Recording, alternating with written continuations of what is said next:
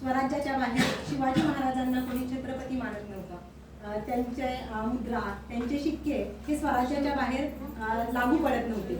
मग त्यासाठी स्वराज्याला मूर्त स्वरूप देण्यासाठी राजमाता जिजाऊ साहेब शिवाजी महाराजांचा राज्याभिषेक करण्याचे आयोजन करतात. पण शिवाजी महाराजांचा त्या गोष्टीला विरोध असतो. कारण शिवाजी महाराजांचं म्हणणं असतं की हे स्वराज्य रयतेचं आहे आणि ते रयतेचे सेवक आहेत आणि हा राज्याभिषेक सोहळा करायचा म्हटलं तर हा सगळा आपल्या स्वराज्याच्या खजिन्यावर ताण येणार आहे.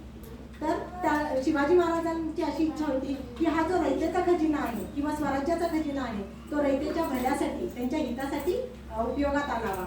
धरणं बांधावी, पाणी जिरवावं, लोकांच्या घरातल्या कणग्या धान्याने भरून व्हाव्या, रयतेच्या प्रत्येक रयतेच्या हातात काम असावं आणि त्यासाठी हा खजिना खर्ची पडावा अशी शिवाजी महाराजांची इच्छा होती. पण तरीही हा राज्याभिषेक का महत्वाचा आहे हे जिजाऊ माता शिवाजी महाराजांना एक काही समर्पक शब्दात ते पटवून देतात आणि त्यांना राज्याभिषेकासाठी ते कशा पद्धतीने तयार करतात याचं एक छोटंसं नाट्य स्वरूपात इथे आम्ही सादर करणार आहोत.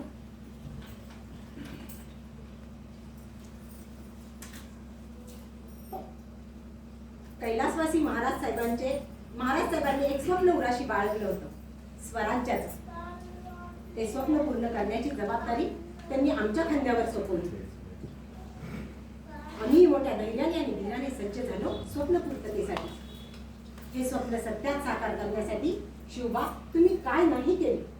प्रसंगी मृत्यूसही सामोरे गेले, परंतु फक्त स्वप्नपूर्ती होऊन उपयोग नाही, राजमुद्रा आणि शिक्के असून उपयोग नाही, तर त्यास जगन्मान्यता आहे. हिंदूंचा सम्राट म्हणून तुम्हाला मान्यता मिळायलाच हवी आणि त्यासाठी हा राज्याभिषेक झालाच पाहिजे. गेल्या 350 वर्षापासून महाराष्ट्रातील रयतेने फक्त हाल आणि अपेष्टा पाहिलेल्या आहेत.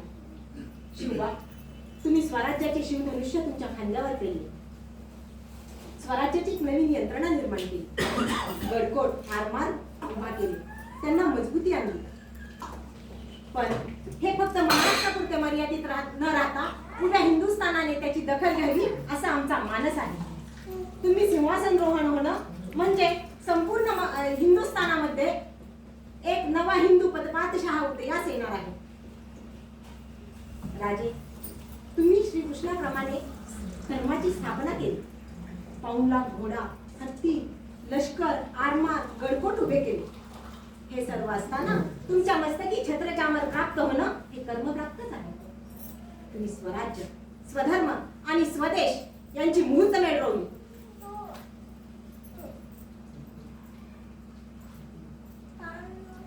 स्वतंत्र ध्वज असावा, स्वतंत्र राज्य असावे हे तर महाराज साहेबांची इच्छा. आणि हे स्वप्न पूर्ण करण्यासाठी महाराज साहेबांनी वयाच्या अवघ्या 10व्या वर्षी तुमच्या हाती ध्वज आणि राजमुद्रा दिली. प्रतिपश्य चंद्रलेखे व वर्धिष्णुर विश्ववंदिता चाहसुनो शिवसेशा मुद्रा भद्राय राजगे. प्रतिपदेचा चंद्र कलेने वाढत जाऊन तो विश्वात वंदनीय होतो. त्याचप्रमाणे शहाजी पुत्र शिवबा यांची राजमुद्रा आणि त्याचे स्वराज्य कायम वंदनीय राहील. शिवबा अहो हा राज्याभिषेक, हा राज्य संस्कार जर झाला नाही तर महाराष्ट्रातली जनता तुम्हाला फक्त राज्यकर्ता म्हणेल आणि स्वराज्याला न जुमानता त्या बादशहास दंडवत ठोकेल. त्या दिल्लीश्वराच्या डोळ्या देखत वेदमंत्रांच्या घोषात छत्रचामरांकित सार्वभौम राज चिन्हांकित सुवर्ण सिंहासनावर आरूढ होणं हे आम्हा सर्वांचं स्वप्न आहे.